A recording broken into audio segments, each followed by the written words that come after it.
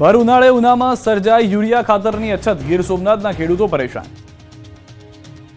આ દ્રશ્યો છે ગીર સોમનાથ જિલ્લાના સૌથી મોટા ઉના તાલુકાના, જ્યાં ખેડૂતો લાંબી કતારોમાં ઊભા જોવા મળી રહ્યા છે। જો કે આ કતાર કોઈ આધાર કાર્ડ કે 7-12 કે 8 નકલ કાઢવા માટે ઉભેલા ખેડૂતોની નથી, પરંતુ આ ઉના તાલુકાના ખેડૂતોને ઉનાળાના ખાતર ન મળતું હોવાને કારણે લાંબી કતારોમાં ઊભા જોવા મળી રહ્યા છે। ખેડૂતોના મતે 5-7 દિવસથી દરરોજ આ જ કામ કરીએ છીએ, સવાર પડે ને ઉઠીને ત્યારે મનમાં એક જ સવાલ થાય કે યુરિયા ખાતર ક્યાં મળશે। જો કે આખો દિવસ કતારમાં ઊભા રહેવા છતાં ખાતર મળવાની કોઈ જ ખાતરી નથી।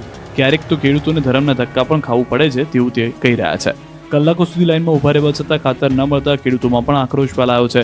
ખાતર વિક્રેતા કાળાબજારી કરતા ખાતર ન આપતા હોવાનો પણ રોષ પહેરાયેલો ખેડૂતોનો આક્ષેપ છે।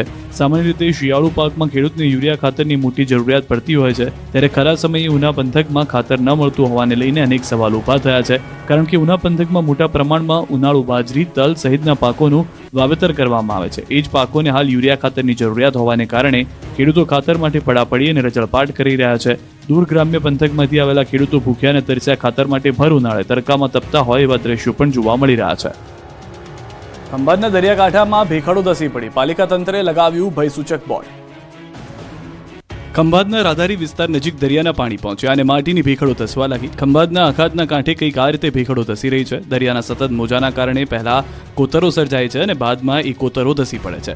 રાધારી વિસ્તારમાં દરિયો અગાઉ 6 થી 7 કિલોમીટર દૂર હતો, જેથી દરિયાના પાણી જોવા માટે ત્યાં સુધી જવું પડતું હતું, પરંતુ છેલ્લા કેટલાક દિવસોથી દરિયાના પાણી રાધારી વિસ્તાર નજીક આવી પહોંચ્યા હતા।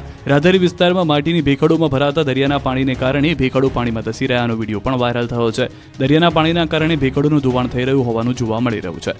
સાવચેતીના ભાગરૂપે નગરપાલિકા તંત્ર દ્વારા અહીં ભયસૂચક બોર્ડ લગાવવામાં આવ્યું છે અને લોકોને દરિયાકાંઠે ન જવા સૂચના અપાઈ છે। આ અંગે ભૂસ્તરશાસ્ત્રી PhD DS મોદીએ જણાવ્યું કે આ એક નૈસર્ગિક પ્રક્રિયા છે જે અનાદિકાળથી ચાલતી આવી છે। જ્યારે ભૂકંપ અથવા તો કોઈ કારણસર ભેખડોમાં તિરાડ પડે છે, ત્યારબાદ ભરતીના પાણી અથડાવાને કારણે ભેખડો નબળી પડીને તૂટી પડે છે। કુદરતી કારણો ઉપરાંત પ્રદૂષણ જેવા માનવસર્જિત કારણો પણ તેના માટે જવાબદાર હોઈ શકે છે।